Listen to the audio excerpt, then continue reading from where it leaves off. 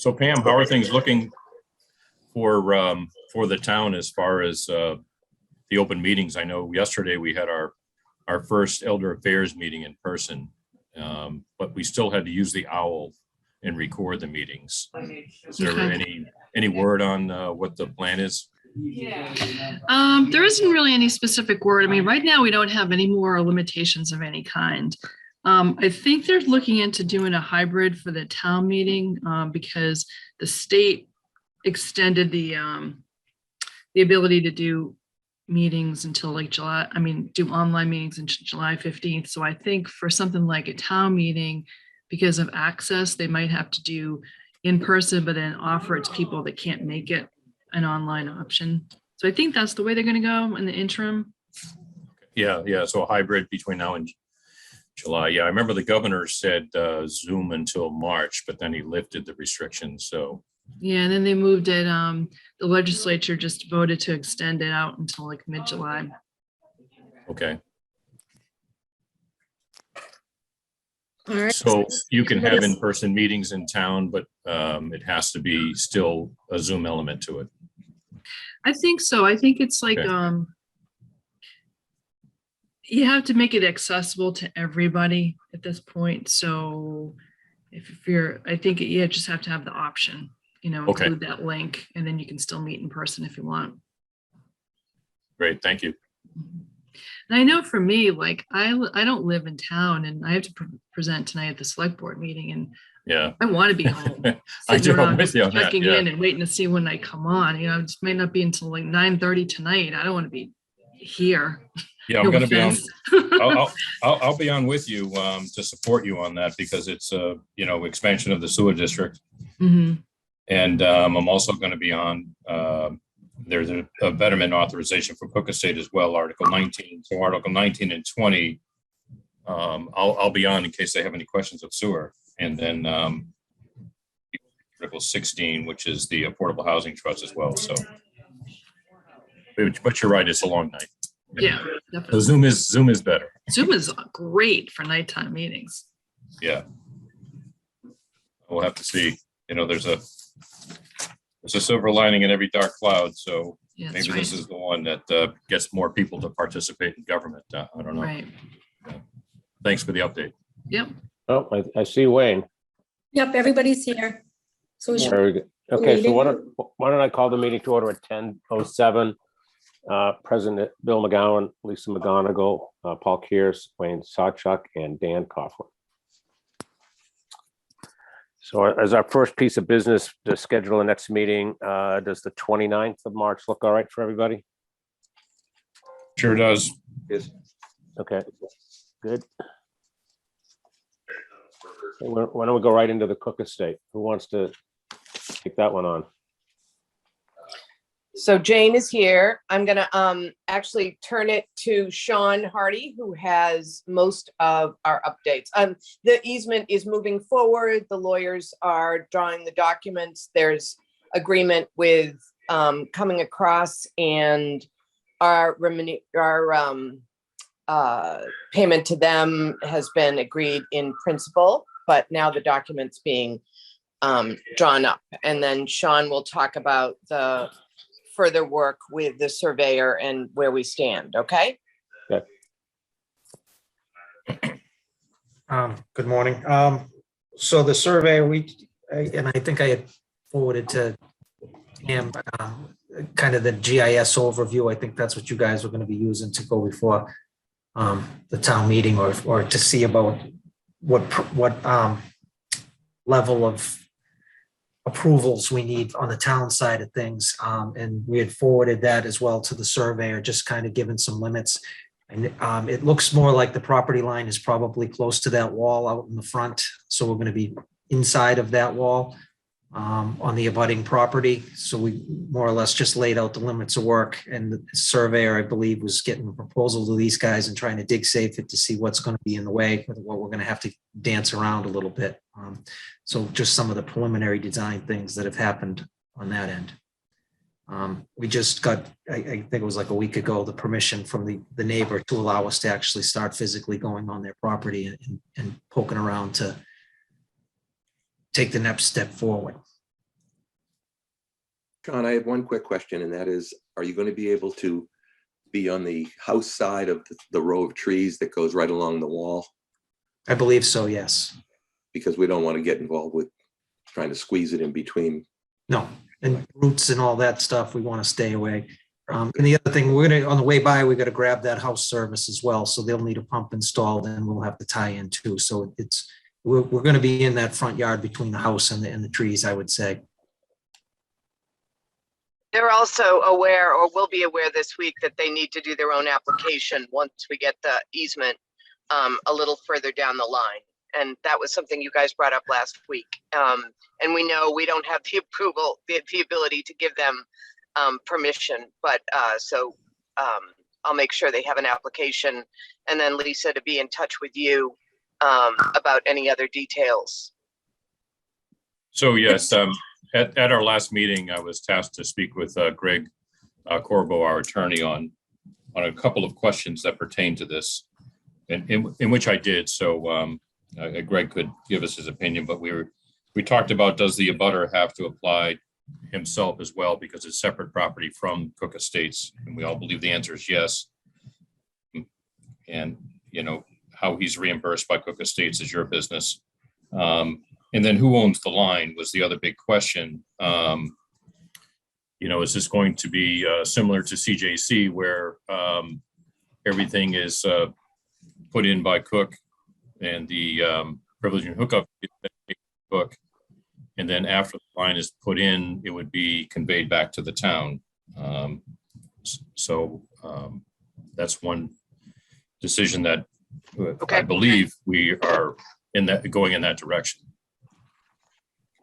Paul, do we know who the person is? I mean, are we aware of who the applicant is when they come in? I don't know who the applicant is yet. So it's Brian and Ava Hagee.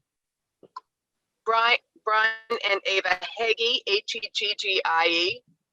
I think the number is 206. There's only 206. one house.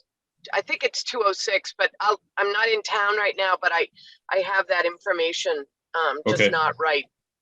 But I'll make sure. Well, we'll flag that, any Sawyer Street application will flag. Great. And Lisa, I'll be in touch with you in terms of their name and contact information in the next week. Okay, very good. Thank you. And DigSafe doesn't usually mark out for water, so it would be important to talk to the water department about marking out where the shutoff is near the street and stuff. Sean, you'll take care of that, right? Yep. Great. Jane, excuse me, Jane, it is 206 Sawyer for the Haggies. Thank you. Thank you. That's what I thought. Good. Okay. Is there any additional questions you needed from our attorney on the easement? Who's getting the easement, and does the abutter included in the easement? I don't think we needed any other information, any more data on the easement. The question of who owns the pipe, you know, where we'll have an easement for that piece of property across their property that will be technically in the deed owned by Cook Estate. But if then it is commissioned back to the town, that seems to solve ultimately that question. Yeah, but I thought the town needed access to the property, right, Wayne? Is the question you had for us, is the town getting the easement to be able to go on the property for maintenance in the future? I would think the way the language would be, almost anybody that the Cook Estate wanted to do it, whether it was a contractor, if it was broken or anything like that. But I think what's going to happen is I would think the town should own it, so that if we need to move the pipe or do anything on the town's land, we don't need to, you know, get in touch with a private person about their pipe. You know, let's say they put a library addition on the school, we want to move it away from where it was going. We want to be able to have that right in the future. So to answer your question about the pipe, the easement would go to the Cook Estate, but in the language, it would say that it could be maintained or something by the town or whatever. Yeah, so Okay, Greg, Greg, Yeah, I'd like to see what Greg's opinion is on that. Because the plan is to, Cook is going to pay to put the line in. And then they'll pay the privilege and hookup fee for us to hook it up to the school, to Deer Hill. And then after its completion, it would be conveyed back to the town. So the town would then own the sewer line.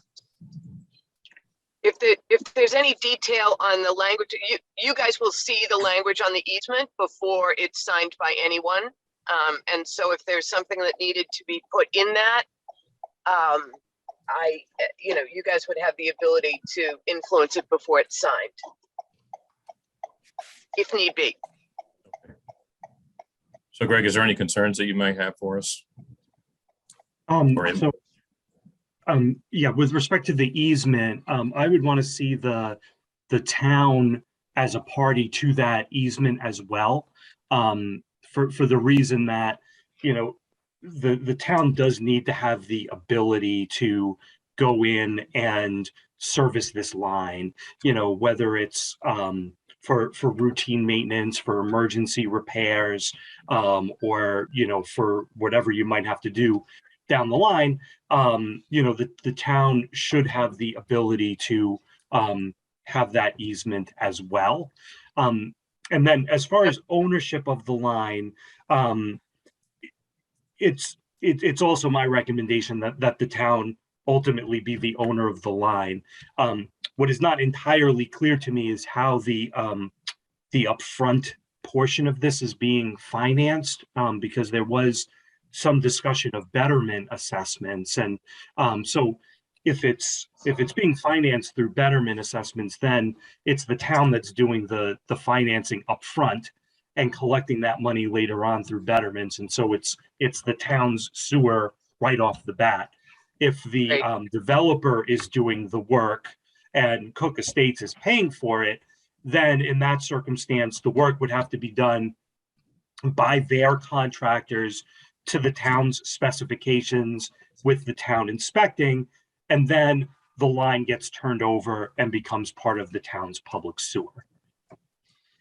Greg, it would be we're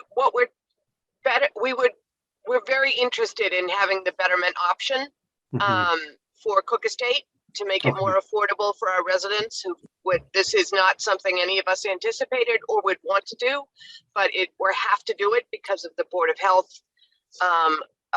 So we're pursuing that. I don't know if we're pursuing it successfully yet because we talked to the town treasurer. She was going to talk to the director of finance, but had some real issues as to who owns the line being part of the discussion. So if there's any ability to influence whether we can have betterments for our residents, I would say the answer basically is yes. I will also, if somebody could forward me Greg's contact information, I will connect you with the two attorneys who are working on the easement at this stage. So before we get further down and then have to spend more legal fees, I would rather you in the middle right now. And so Lisa, if you could help facilitate that, or whoever, that would be terrific. And I'll make that happen later today. Okay. Yeah, so Greg, we can probably have a separate meeting with Greg to discuss the nuances between the two descriptions that he just had, because this project was seen to be similar to CJC, where the Cook Estates would pay to put the line in, and similar to what we're doing at CJC, to where Sean submits all the plans, the contractor comes in, puts in the line, and then it gets conveyed to the town. And we did have a financial arrangement with CJC where he would pay over the 20 years. Okay. So that would be wonderful if we could facilitate that. Okay, so we'll figure out with Greg what the more appropriate way to do it would be. I'm sorry, Paul. So what is CJC paying out over 20 years? He's paying the privilege and hookup fee. Oh, over 20.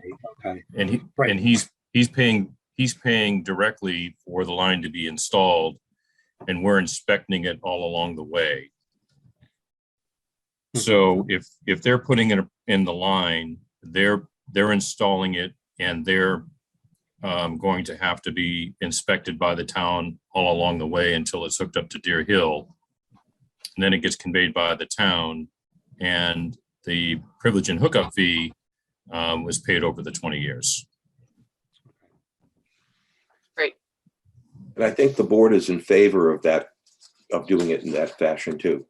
So, Yes. And we were expecting the town to be inspecting us every step of the way.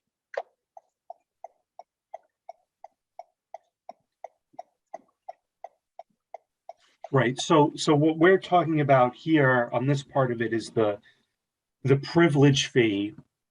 Right. And so that's essentially the betterment assessment for the existing portion of the system. And that is something that is paid directly to the town.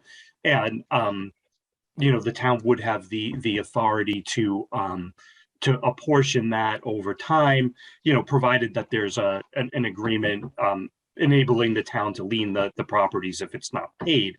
But that's in addition to the cost of constructing the new line.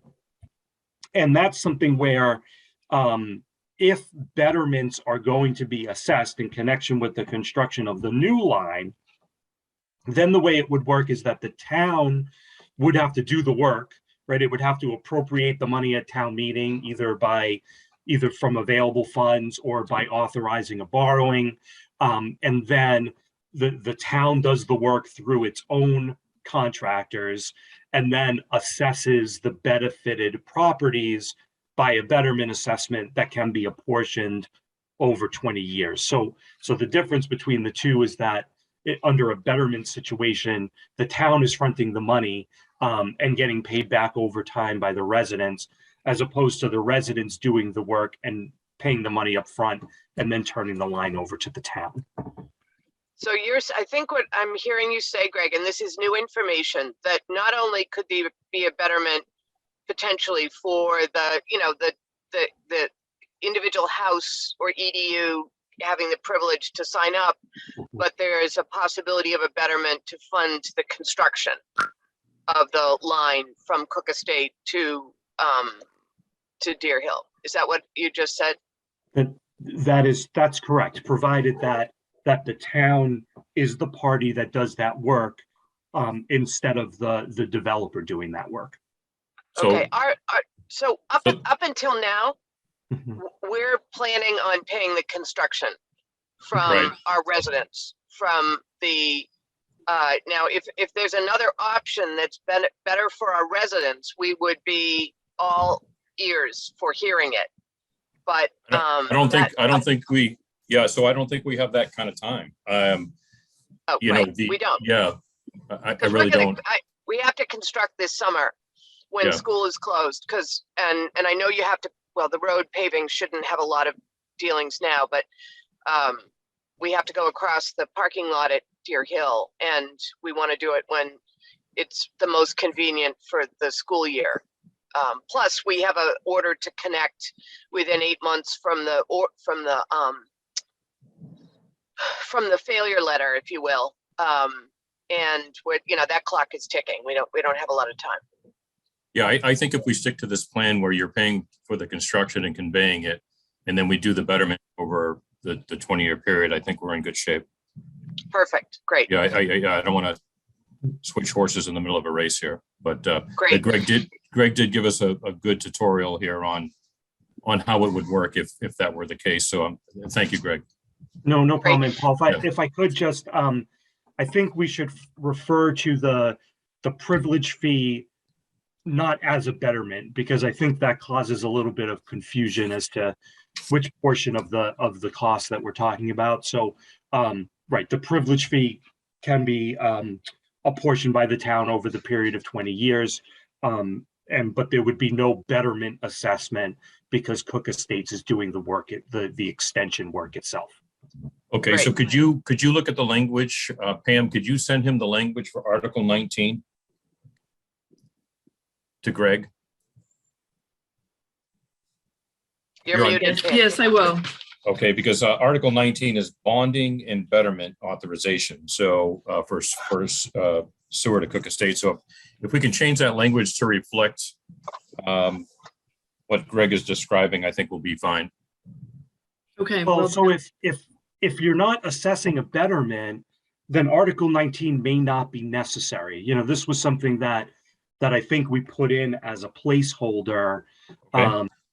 because there was some thought that there might be a betterment assessed in connection with the sewer line extension. But if no betterment is being assessed, then the only town meeting approval that is required for this is to allow the extension of the line outside of the current sewer service district.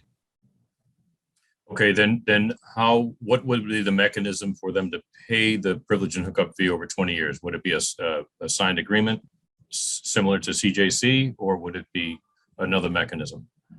Right. I mean, you may recall we had this discussion a few months back, and there is no similar authority in the general laws that allows for the apportionment of privilege fees in the same way as it allows for the apportionment of betterment assessments.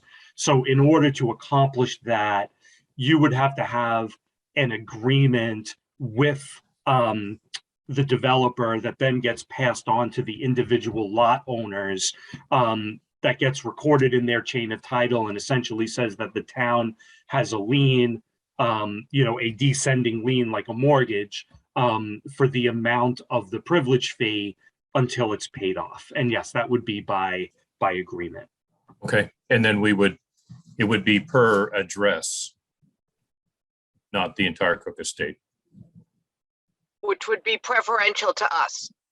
Okay, right. So yeah, so each individual home. Yeah, and each Okay, one great. has their separate deed, even though it's part of a condominium association. Okay, So Okay, Greg, so- who draws that up? Is that you or is that the attorney for the Cook estate?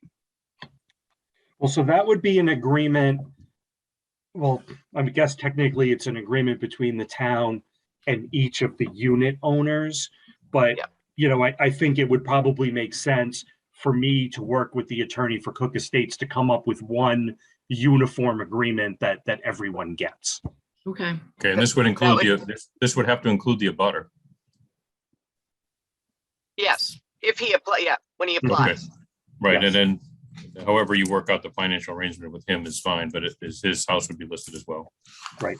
But, Great. So before once we go too far down that road, this is another thing I think that, you want to discuss with finance, and make sure that that's an acceptable way to go here. So who can facilitate that for us? I can talk with Don Piat. Great, that'd be great. They have not been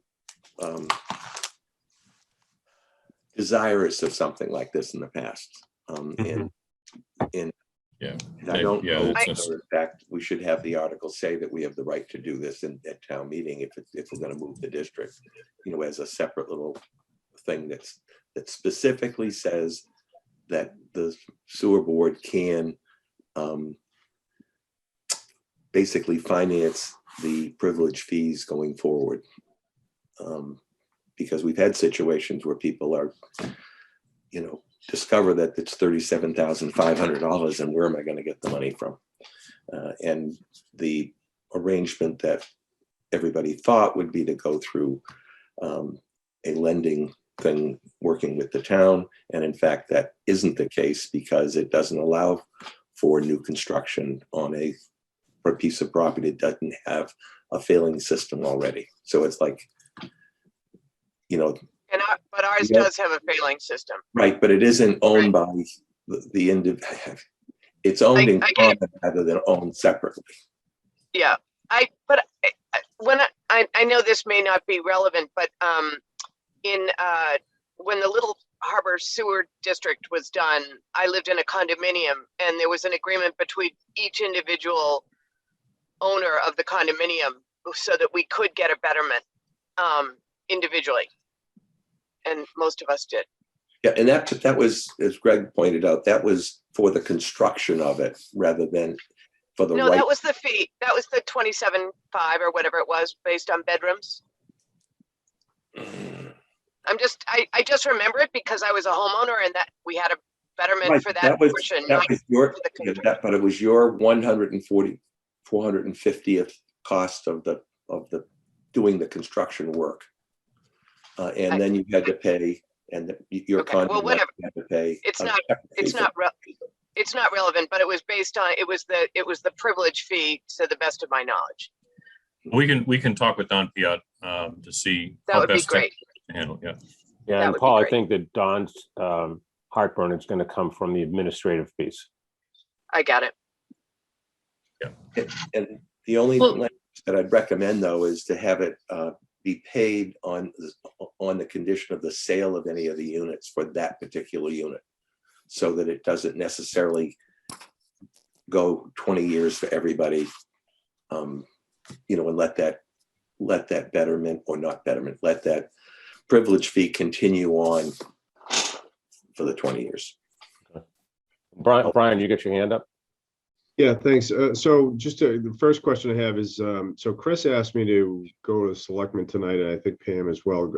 I don't know if Greg is going to be there to talk about just the whole Cook Estates connection. And everything we're talking right now is kind of what needs to be brought up at the selectmen. Are you going to be there tonight, Greg, to talk about legal aspects, or were you invited? I was not asked to be there, but I can arrange if it's is it an online meeting? It Yes. is Zoom, yeah. I think Yeah. just from a legal perspective, Mhm. that I can't talk to, from a technical perspective, I can go through the entire thing with Pam, but kind of the legal nuances, we need your expertise. The only other thing I'm thinking of, and I know Don probably had the same question, is it's not a betterment. What's the word we call the privilege fee spread out over 20 years, and what's the mechanism that it can get put on your tax bill if it's not a betterment? It's not, is someone who's sitting in Lisa's chair need to every year assign this fee to each house? Or, that it would be easier if it was a direct, I'll call it a betterment type system with the assessors, where it automatically ties to the property and it goes out with your bills. And if it's not paid, then it's liened automatically. This is kind of a different animal. Yeah, so we did something similar with CJC. So I don't mind working with Don Piat to make sure that this one is more conforming to how the town operates.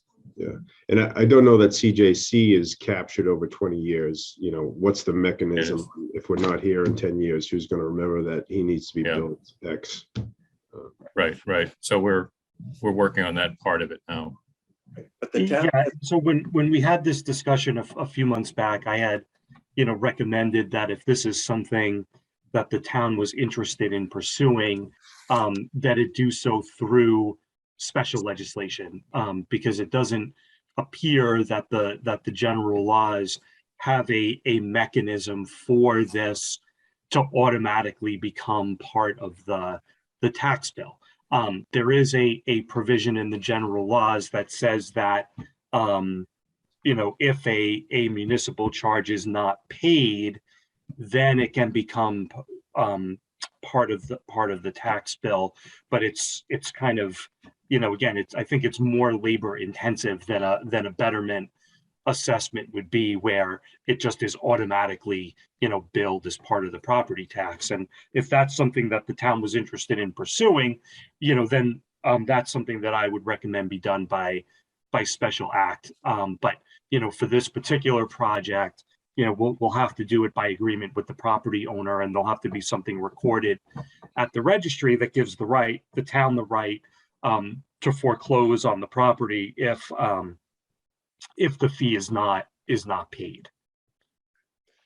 now, can I make a comment that right now the water department goes ahead and they put on the water bill an amount per dwelling unit, for instance, and every quarter when we get the bill, it's on there, and if you don't pay it, they're going to go ahead and basically charge you interest, and then they have the right to foreclose on it. The sewer bill has a minimum of $45 or whatever, and if that is on a sewer bill, the same type of thing happens.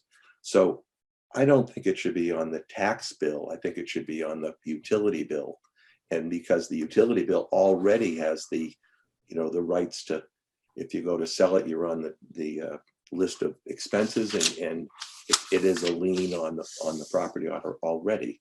So if the 27 people got their sewer bill and that amount is on the sewer bill, it's going to be collected, and all of the programming and stuff has already been put in. If it's the interest is all a bit available to go on, just as if it was an interest on the bill that's the current bill. Okay, so maybe that mechanism may satisfy that part of it. We can review that with Don to make sure that satisfies what Brian is saying. Yeah, so just to quantify that method, that would be a question for the utility, whoever's doing our billing. I know it's Brenda, and then there's an outside. Can they just add a separate line like the base charge that Wayne's referring to only this finite amount of properties? So I think that's the question we need to ask. That would seem much easier. Yeah. But they do it now. And who would that be, Brian? I don't know the name of the third party vendor, but No, who's the person at Town Hall? oh, so Brenda Douglas, who works for the water department, Woodard and Curran, handles the billing Okay, for both water and sewer. The bills come in on the water bill. Right. okay. And Well, And I would just point out that, what Wayne is describing for water and sewer is something that has a specific mechanism in the general laws. I know for water, it's chapter 40, section 42A through F. And for sewer, it's in chapter 83, but I don't remember the sections off the top of my head. And so these are local. It looks like for sewer, it's 16A or 16A through F. So there are specific provisions there in the general laws that authorize water and sewer user fees to be automatically added to the tax bill if they're not paid. And then there's a whole abatement procedure that applies. And those are sections of the general laws that can be accepted for the town by town meeting. Whereas those sections, however, only relate to the user charges, the charges that you pay however often based on what you're actually using, not to something like this, which is a privilege fee or reimbursement to the town for the cost of connecting or building the sewer in the first place.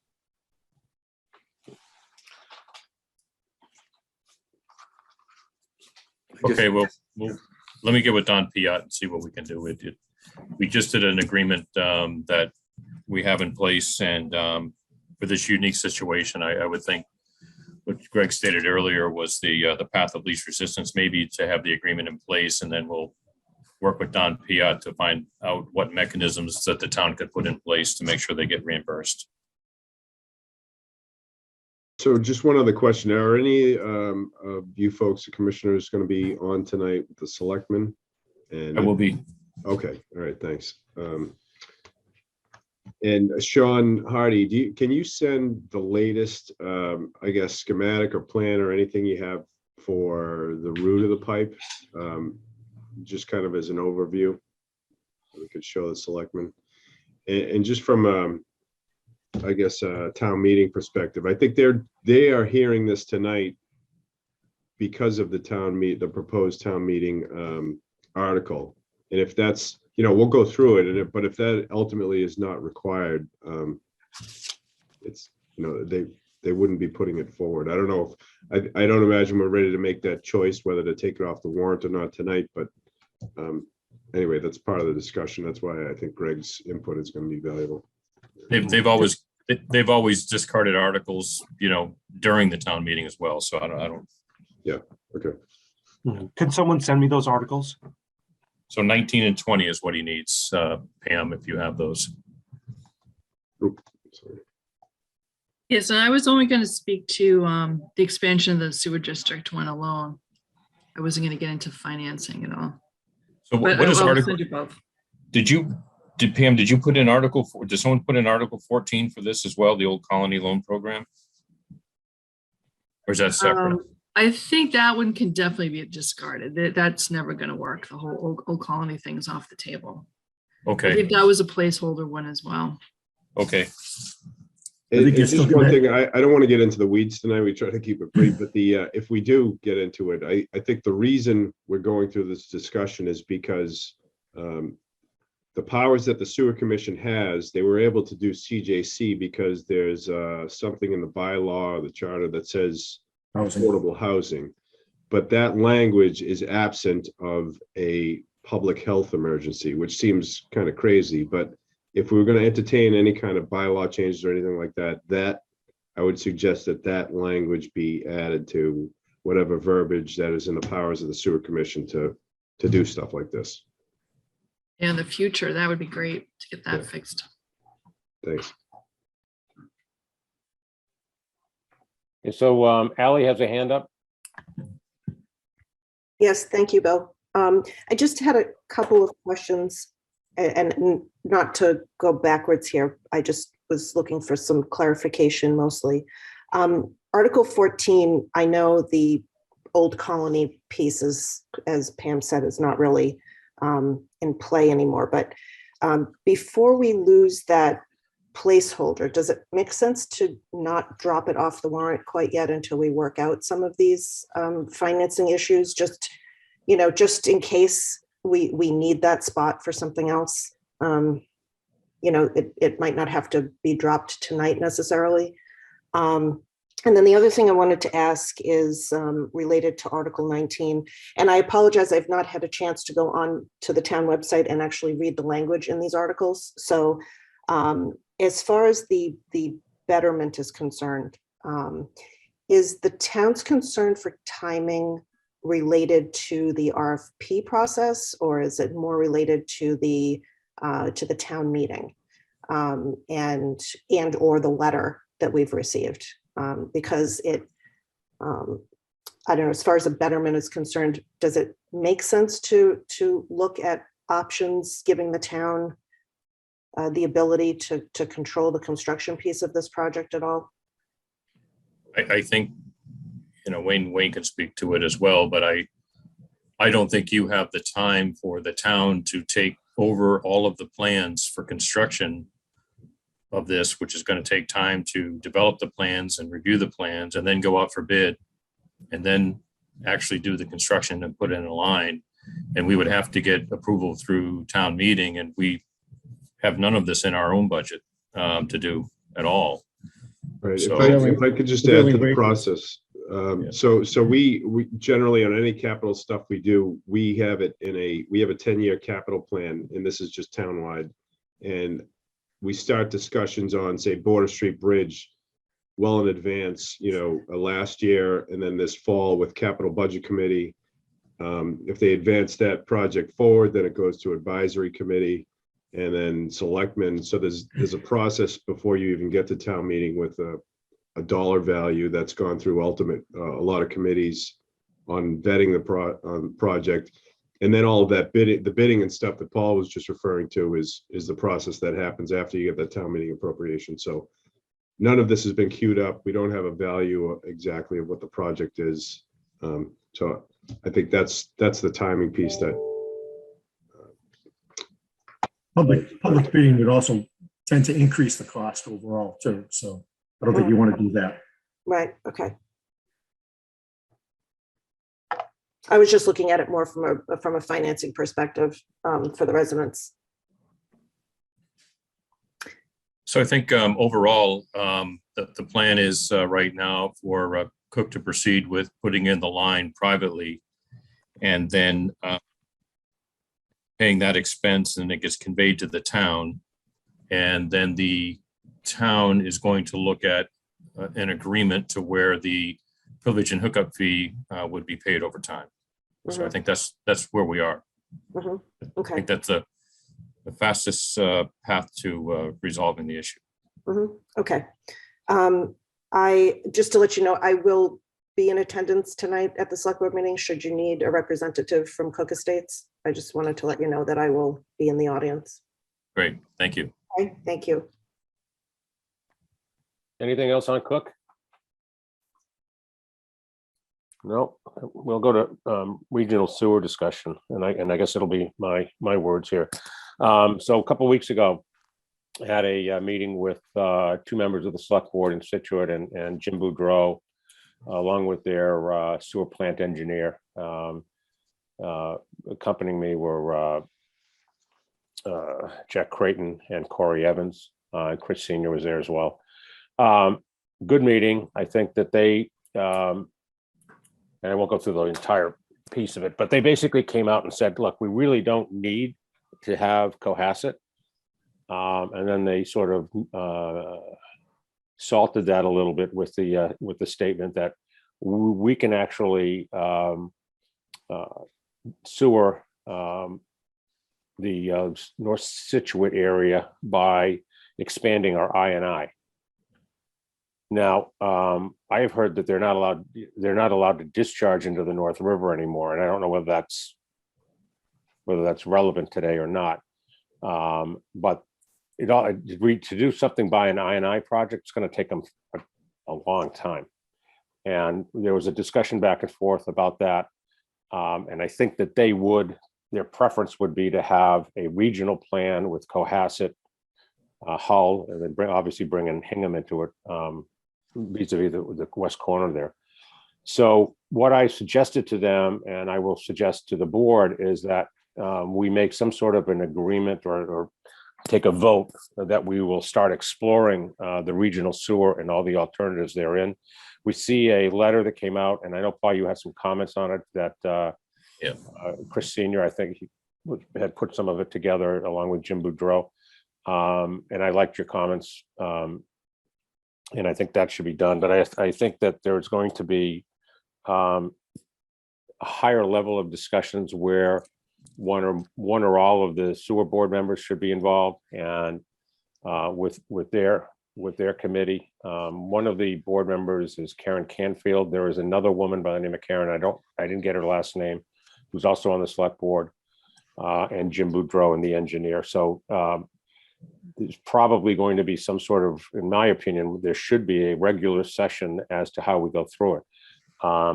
Jim went through a pretty lengthy presentation on how it would get paid, and there are loads of grants, both federal and state, for this type of work.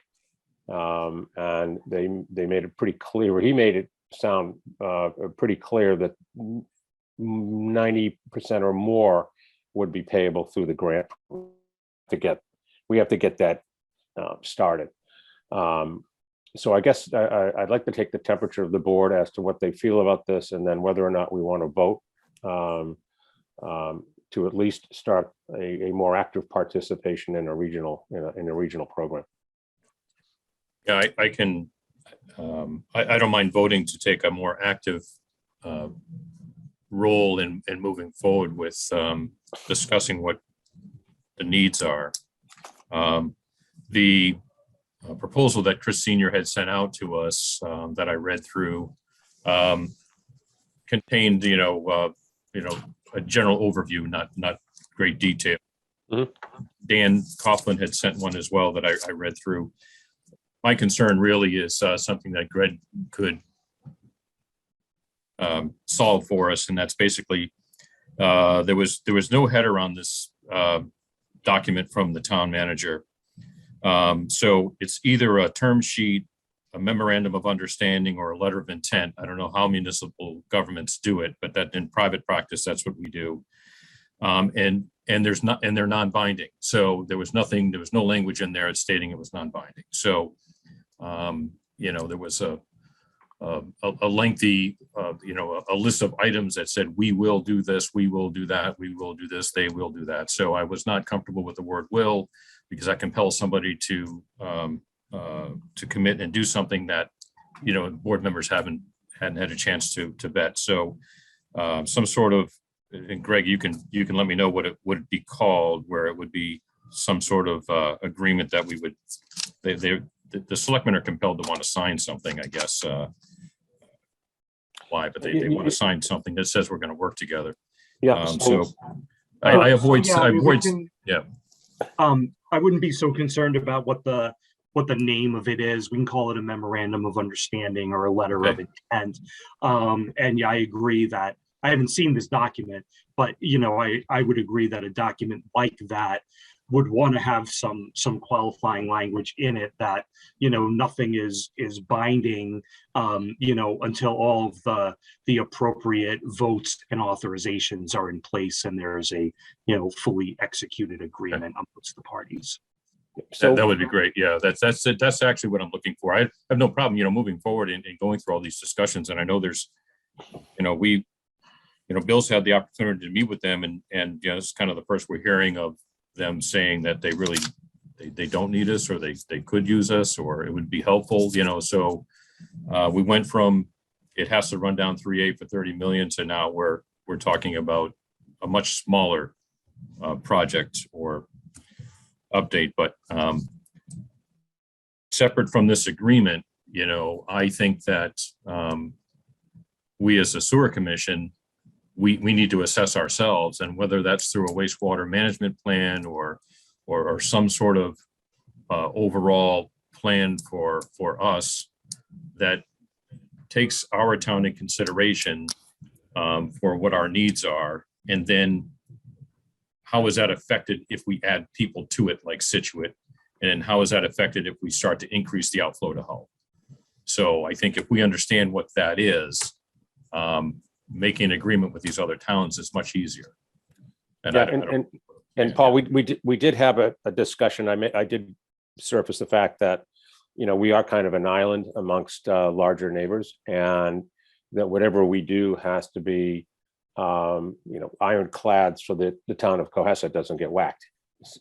I used a different word, but I'll use that one right now. The other piece of this was there was some limited talk about Atlantic Ave and Jerusalem Road, and having gone through that with Little Harbor as somebody who had to connect to it, I would say that the town would have zero appetite to re-excavate margin to Atlantic to Jerusalem, and I don't want to run around town with tar and feathers on me. So I would rather see it go down to our plant, and then whatever the requisite amount that we get rid of to Hull, that would happen.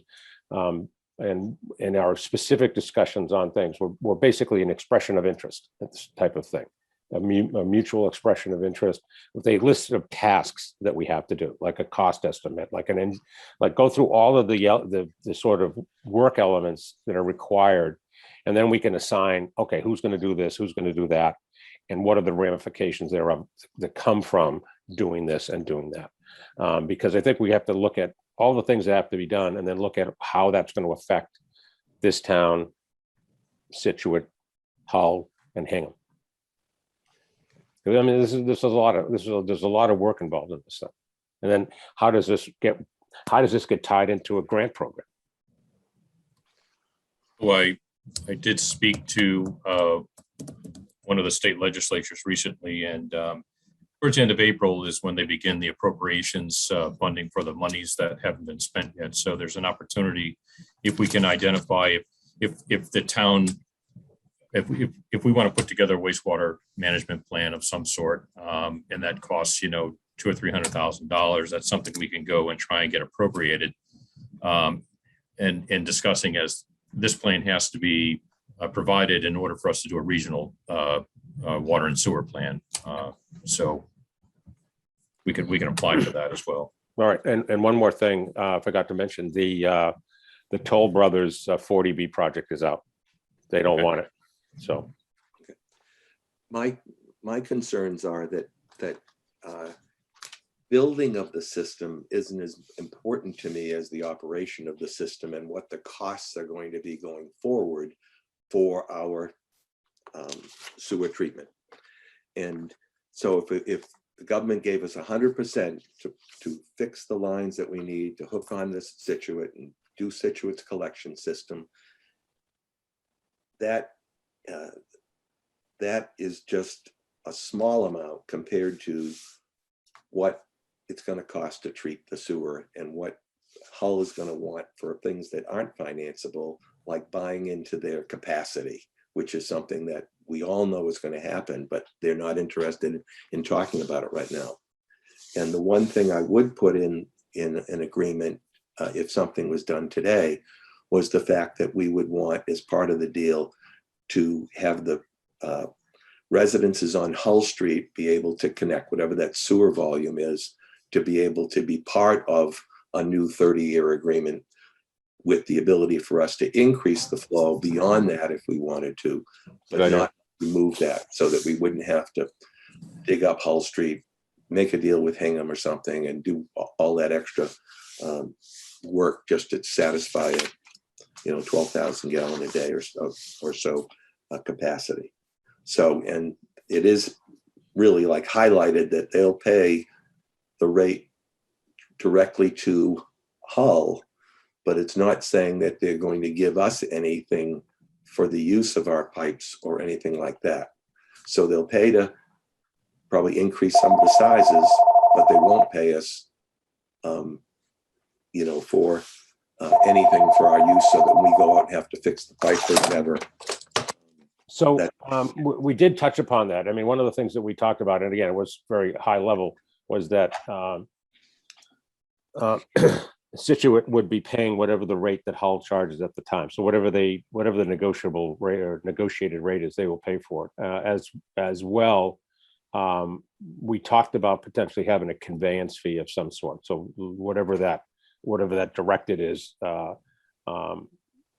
and we didn't define it, but it was mentioned, so that some way of recouping. I mean, if like valves break or something goes down, they got to pay it. Okay. The other thing that would come second or third down the line is to have Situate pay a minimum amount. What I like to do is say, if this actually happened, the flow in year 1 would be 0, the flow in year 2 would be 10, and the flow in 3, 4, 5, 6, it's going to go up over a period of 10 or more years to even maybe reach the 100,000 gallons per day. And there should be a fee that they're paying to have the ability to go and do this to us, so that we could put in basically increase our flow to Hull to meet a minimum requirement of Situate. And then when Situate gets to it, we don't give Hull the amount to treat. Does that make sense? Well, so basically you're offloading whatever Situate sends to us, and we're offloading a similar amount to Hull. So if they send us 100,000 gallons, we're going to send 100,000 more gallons of year 1. They send them 10,000 gallons a day. Okay. But the agreement is to up to 100,000 gallons a day. Yeah. It would make sense for us to be able to use that extra capacity until Situate got up to the amount that they wanted. What do we do then what do we do once they get up to that point? Well, we have time to figure out what we're going to do if we need more capacity, right? On the financial side, I'd like to see how that's going to work out, because we can't be passing 100,000 gallons through and having a net zero effect on us. No, absolutely right. But I'm saying is I guess if they're going to want the 100,000 right out of the gate. But you can't turn on a pipe to a new system and have any flow go through it. Yeah. Right? But the person on the other end may say, listen, Dan, what was our agreement today is we had a minimum, but not a maximum, but we were, it was very good for us to be able to exit Hull when the rates started going way up, and only give the flow that we needed to give to them to satisfy the requirement of where the flow was.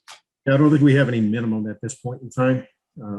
But I mean, there's also a limitation on how much you can divert. And, we typically, Hull typically does their billings based upon water consumption data. So either we also have to report, water consumption data for Situate to Hull, as well as Cohasset.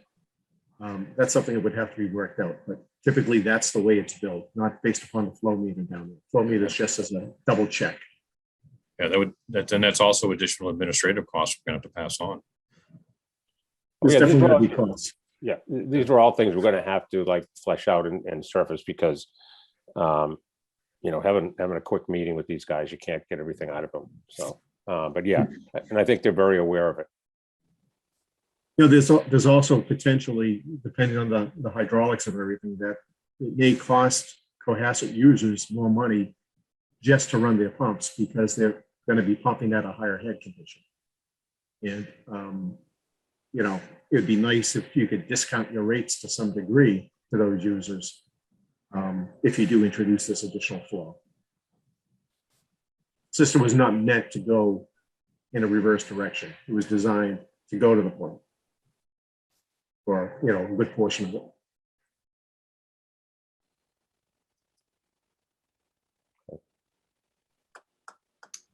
We would want to, there's just some really big issues that have to be discussed before you can go ahead and write an agreement saying, we're going to give, this says nothing about Cohasset getting anything from Situate. I guess. No, I haven't heard anything. Are you talking about product or money? I'd say Cash is king. Yeah. I mean, this is looking like Situate wants to do the deal with Hull, but use Cohasset in between, with.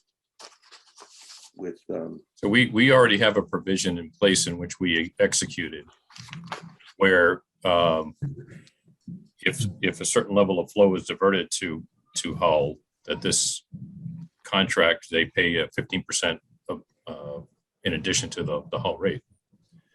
So we've already established that we would charge 1.15% of the Hull rate. So.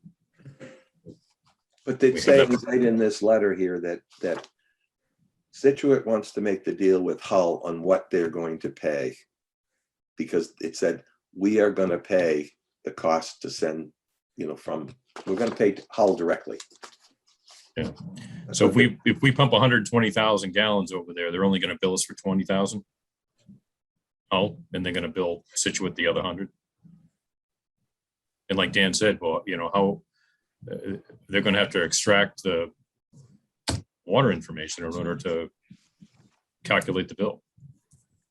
Well, can't we put a meter on it and then and see what's coming in, what extra's coming in through the pipe from North Situate? I think you'd want to do that just as a check, but the most accurate would be water consumption data or a new system. If for some reason any old components were being tied in, then we'd be concerned about II. Yeah.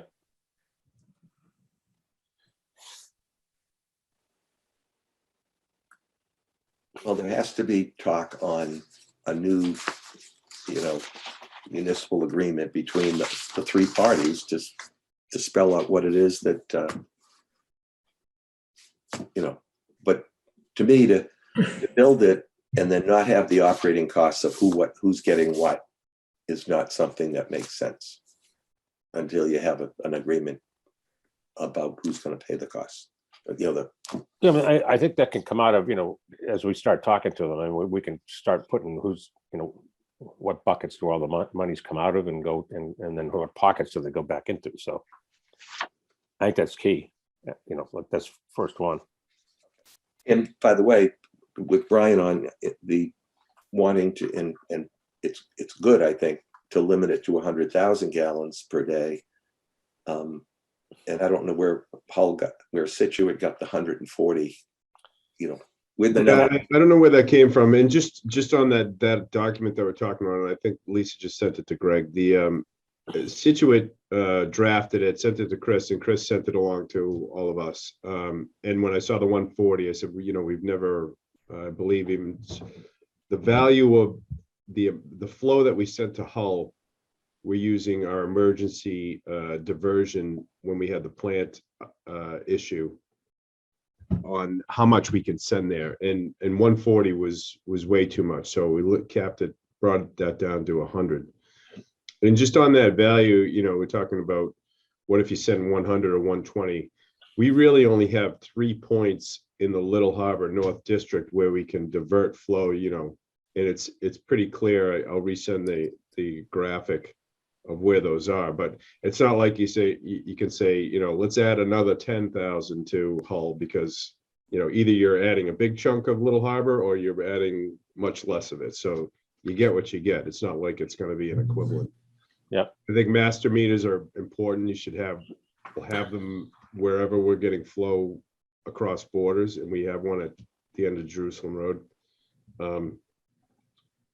But truing up the water meters, like Dan said, that's the only real accurate way to know exactly what your flow is coming from, and then you can also see what's there for I&I based on your master meter in the delta. Yep. There are a lot of unanswered things that we don't need to get into. Like, I think that document was meant as a framework for discussion, and whatever you want to call it, it's not like a binding document. And I think Paul's comments were perfect for that. Just say it's not binding, it's just kind of a framework on how we start discussions going forward. Exactly. And I think that 140, because Jim Boudreau has mentioned it before, I think that came out of one of the Woodard and Curran studies with all the different zones and, you know, colors and things of that nature. And I think he was just adding them up. Is there a resiliency plan or some sort of risk management plan of what happens when something happens, and, you know, how to respond to it, Brian? I know a lot of the harbor for our sewer. Yeah. I don't know that there's, I mean, you have there's a high flow diversion for the plant, the operation plan, but as far as what we did, kind of the valving off of the system, it was just based on what we had and knowledge of how it could work and diverting out there. But, you know, things we need to talk about as we go through the thing is, you know, 100,000 gallons, you know, loss of, you know, accepting 100,000 gallons from another part of Cohasset, loss of privilege fee, maybe the loss of the emergency use is what you're saying. You know, if we had, if we were taking 100,000, we were giving 100,000 to Hull, then we have no buffer to send more to Hull if we had a plant upset. So what do we do there? Is it just a diversion, or, and then the whole electricity costs that Dan said, those are just things at the top of the head that we need to nail down values on and put into this agreement. But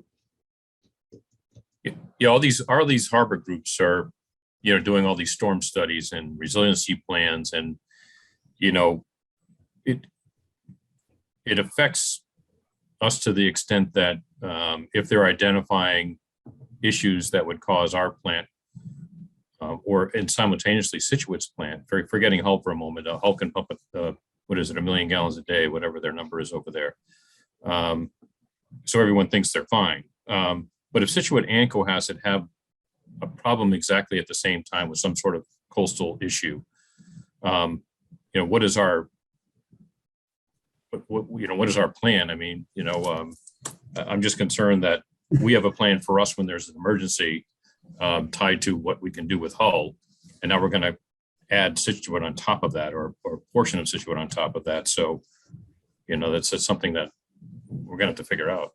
Yeah, I mean, from my perspective, I think you're actually going to be losing capacity, because I don't think you can divert.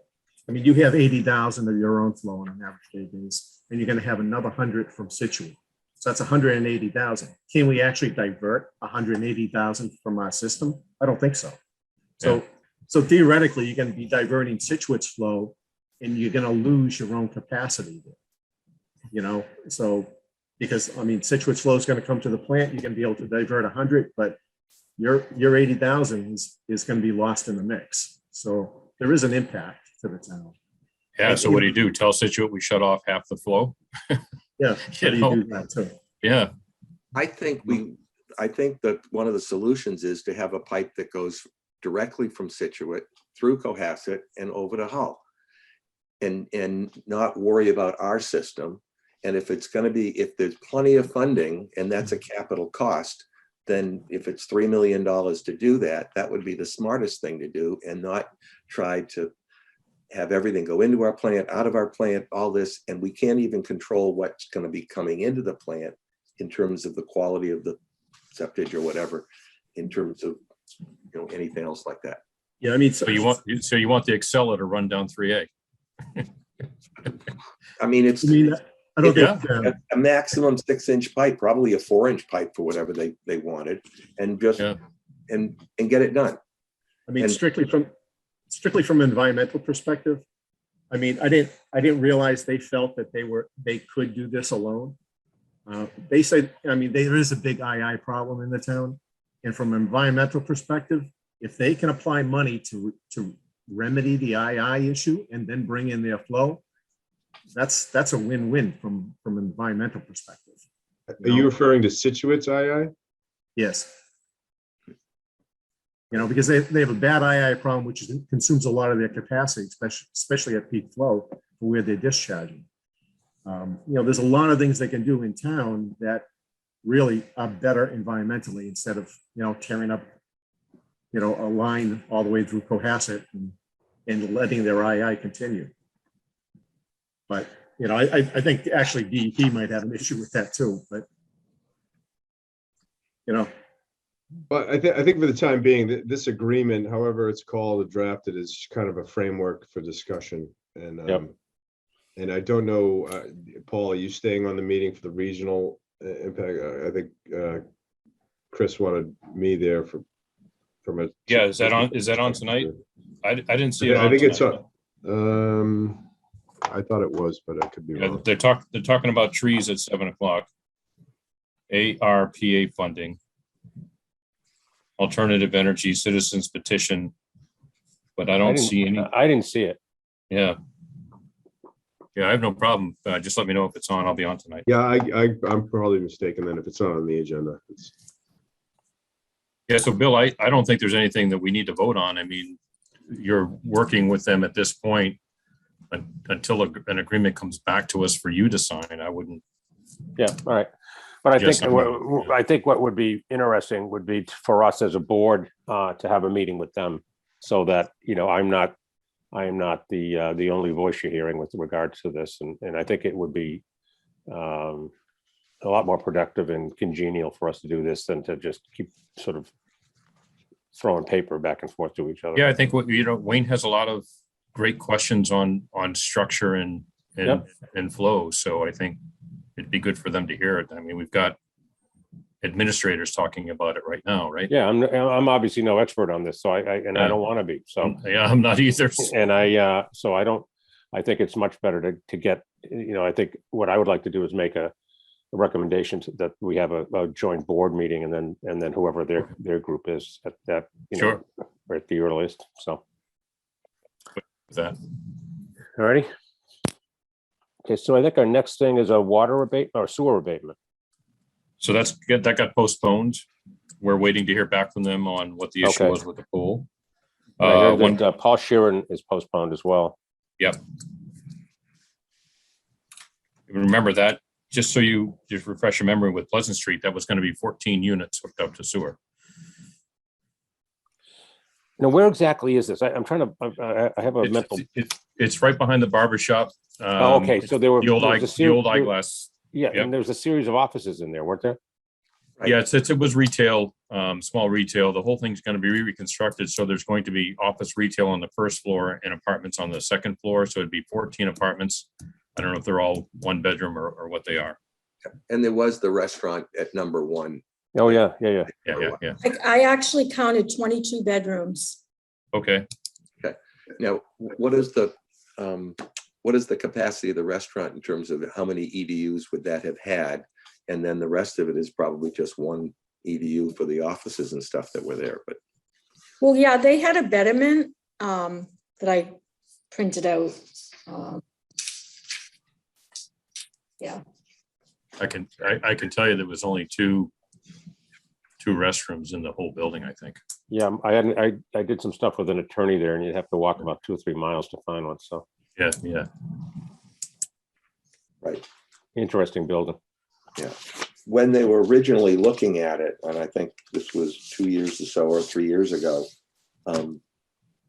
I was under the impression that they had enough capacity to do something on there, but without knowing how many units are going to go in and stuff like that, but without having to increase the EDUs. Oh, at least I believe everything's been approved from planning already. Oh, So we can confirm that before they come. And Lisa, when do they want to meet again? the next meeting, the 29th. Okay, okay. All right. So can we get some idea of what they want before that meeting? I think Paul's right. I think they've gone through planning review. Now they're gearing up to do the sewer application, and this is all commercial. Now it's changed to commercial.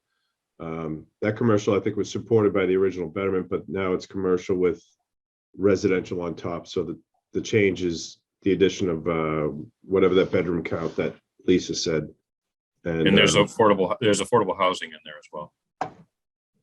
Yeah. So I mean, the flow is gravity to the nearest pump station on Smith Place. And they'd be using the same connection and everything. It's just the change in use and the application according to that. Okay. All right.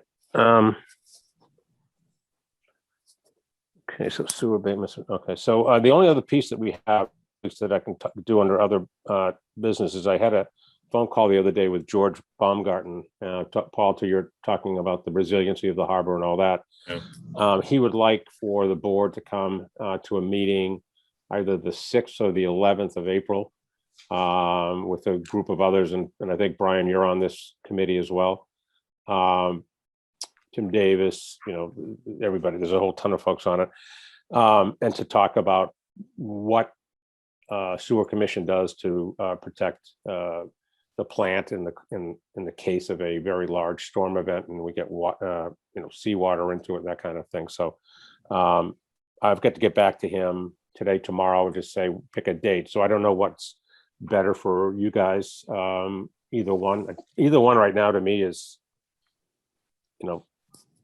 I'm open for them. So Wednesday the 6th would be preferable for me. Okay. Wayne, is that all right? Yes. Is that a Zoom at night, or is that an in-person thing, or what is that? I think it's a Zoom. I'll find out. The last one they had was a Zoom, and I sent you all like just the basics. It's I did read through it. Yeah. Yeah. I mean, they have Center for Coastal Studies involved. Glenn Pratt's involved. Tim Davis. Yeah, he's emergency management, right? So, Yeah. Laura Lynn's name was on there as well. Yeah, Jack Buckley. Yeah. Are there any funds available to make improvements or safety things or building up higher walls or anything that can be discussed too? I don't know, but I mean, that's a good idea. We can't get our garage doors fixed on that building. I know, but that's why we need. How are you going to get a 20-foot? And you're going to get a 20-foot seawall? We won't need to replace the garage doors. So I mean, there's grant programs out there like hazard mitigation and then municipal vulnerability grants. But I think the whole concept that they're discussing is the issue of sea level rise and what's the town prepared to, what's our action plan? As sea level rises, what are we going to do to protect the plant and the harbor and the infrastructure around it? Yep. Complex thing. Okay, so does anyone have any other business that they'd like to? No? Good. All right, I make a motion that we adjourn the meeting. Sorry. Can I just go ahead, add Brian. one item that in other business, it just I got, or at least I got an application that the property that's at the corner of Cunningham Bridge is they've submitted a building. Maybe it's in planning review right now, but to put a house out there. We put if you remember, we put a sewer line across Cunningham Bridge, but it's not connected on either side. And their proposal was to connect to that sewer. So it's probably going to come up in discussion in the next couple of months of how they connect that property.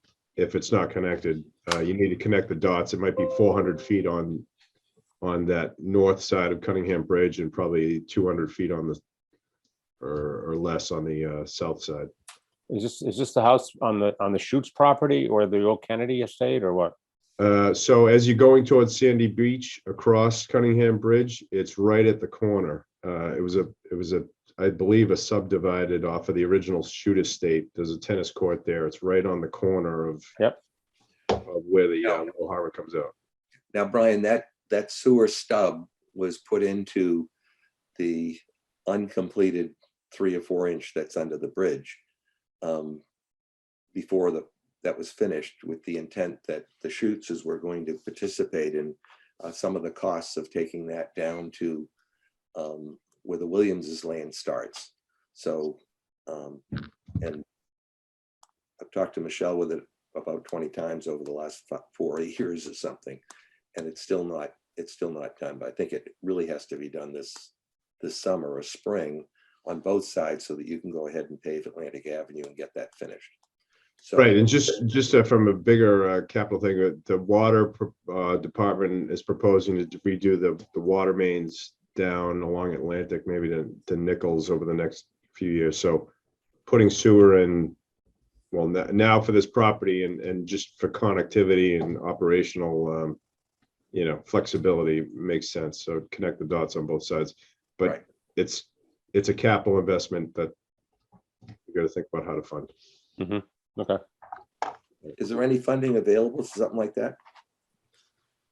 So right now, there's nothing right now, but there is ARPA funding that has all been slated for, but that the ARPA funding, which is COVID money, is includes water, sewer, and broadband, and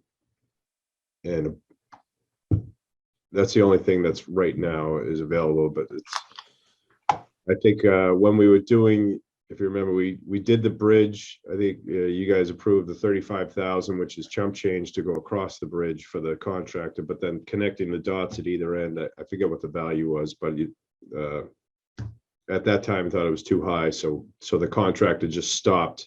And if you drive across the bridge and you see where the new paving stops, that's where the sewer stops.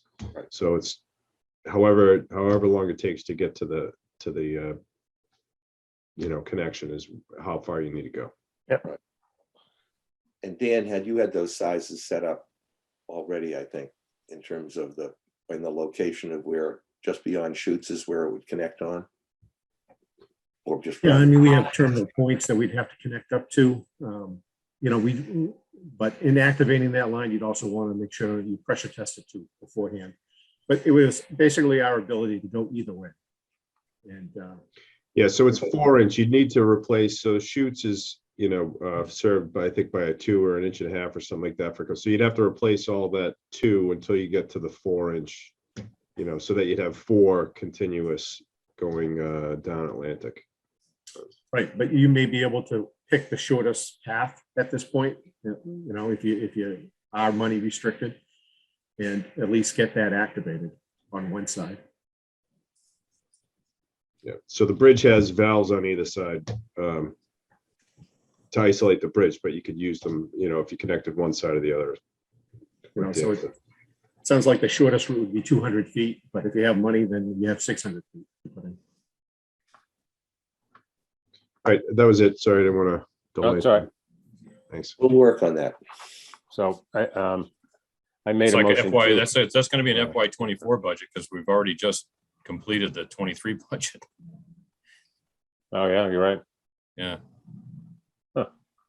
Well, however it's paid, but But as Brian described earlier, the process of doing something in town is going to these various committees before you even get to where you need to go.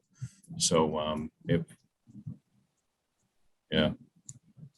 I would just say, and I don't know what the level of effort or cost would be, but if this property, which is clearly one of the nicest places in town, if they wanted to connect that side of the sewer just for their benefit, that's another option. and I think that was supposedly what they agreed to do when Mr. Rosano and Hap Pompeo did the connection at the street. So knowing that it didn't go anywhere, but that was the part that was going to be paved over. So they wanted to get that part that wasn't gonna have to be redone. So